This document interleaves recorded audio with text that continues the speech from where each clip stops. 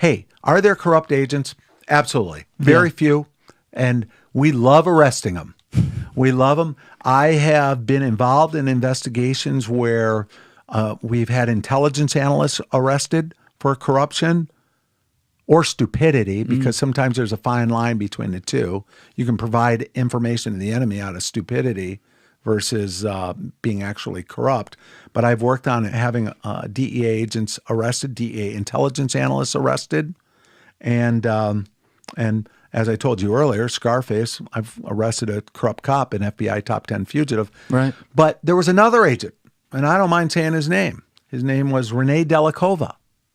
Rene Delacova worked with us in Colombia. He got promoted. He went to Panama. He was in Panama. I take that back. He was in Panama. You could see his picture. He's the one that was marching Manuel Noriega onto an airplane when he was arrested. Okay? So Rene Delacova gets all sorts of acclaims. He was a very nice guy, friendly, jovial, you name it. Well, he ends up getting promoted. He goes to Florida. That guy behind you? Right there? Well, that's Rene Delacova. Okay, absolutely. I'll put that picture in the corner of the screen. So it says remembering him. Who wrote that article? I highly doubt it was Rene, because I'm going to tell you a story. So that's Rene. Let me do this real quick just to confirm. Okay. I'm going to put my glasses on. Step away from the camera. That's definitely Rene Delacova. Okay. So Rene was a very likable guy. He was a friend of mine. He was a friend of all the agents in Bogota. That's where he worked. That was after Noriega. Yeah. And he gets promoted. He goes to Florida, right? And very rarely do supervisors work undercover. Almost never now, and the reason being because of him.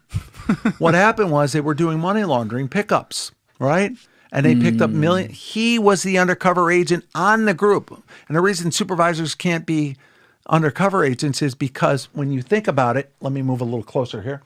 When you think about it, there's no supervision going on.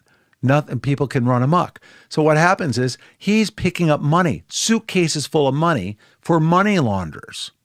So he goes and picks up $500,000 or $1 million here, and he takes it back. He's being followed just like all the protocols, everything, right, that I talked about. All that money gets logged and placed and ultimately drop off at the reserve after it's been photographed and tested for drugs, all that stuff. He does that several times in a money laundering operation.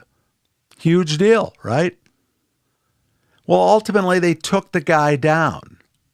And the case agents are interviewing the guy, and they say, okay. And the supervisor's not there in the interviews. And he basically says, okay, well, we've got you. You delivered 7 suitcases. And I'm making up the numbers. It could have been 6, could have been 9 or whatever, totaling this amount of millions of dollars to our guy. And the guy sat back and he said, no, I gave him 12 or 11, whatever, something like that. So what happened was Rene went and made pickups on his own with no backup. Nobody knew. Discount. He got the page because he's the undercover agent. He gets the page saying, I got another $500,000 or $1 million or whatever. Ultimately, these agents knew something was wrong. Make a long story short, Internal Affairs, what we call the Office of Professional Responsibility, OPR, part of our internal investigating our own, get wind of it. They do execute several search warrants on his house, safety deposit boxes, you name it. Bottom line is Rene was stealing money from drug dealers and technically from the government, and he made millions. Well, he paid the ultimate price when it comes to apart from death, and that's freedom. Well, he was sentenced to prison. I don't know the amount of time that he got.